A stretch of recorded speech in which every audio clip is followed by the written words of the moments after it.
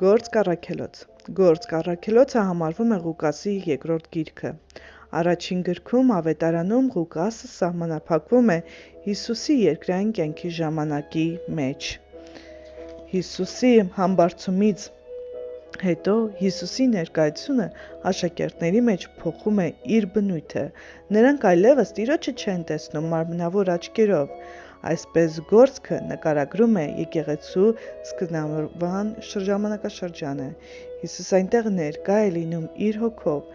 որը և ոգեշնչում է աշակերտներին։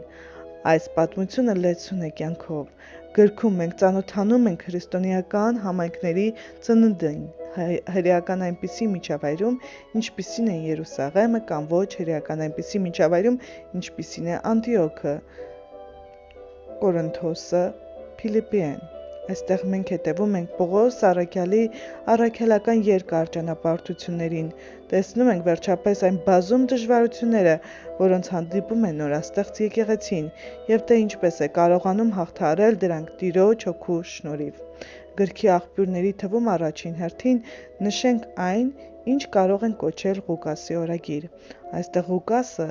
առաջին դեմքով պատմում է, նկարագրում է Պողոսի հետ իրենց ճանապարհորդությունը Տրովադայից Փիլիպպե, ապա մինչև Երուսաղեմ, որտեղ ձերբակալվում է Պողոսը, և վերջապես Կեսարիայից դեպի Հռոմ, որտեղ Պողոսը 2 տարի սպասում է մինչև իր դատվելը։ Հենց սկզբից հեղինակը հստակորեն հայտնում է, թե ինչ ծրագրով է կազմել իր գիրքը։ Սկզբնական եկեղեցու առաջին քայլերը Երուսաղեմում Հիսուսի համբարձումից հետո, Ավետարանի տարածումը Հրեաստանի մնացած մասում, Ավետարանի տարածումը միջերկրական ավազանի քաղաքներից մինչև Հռոմ։ Գործք առաքելոցում հիշատակված դեպքերը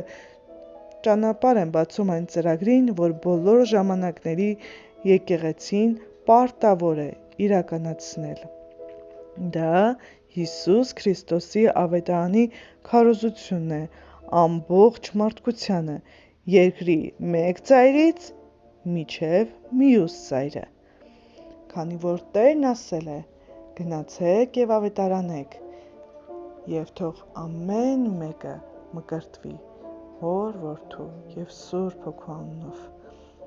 Ամեն։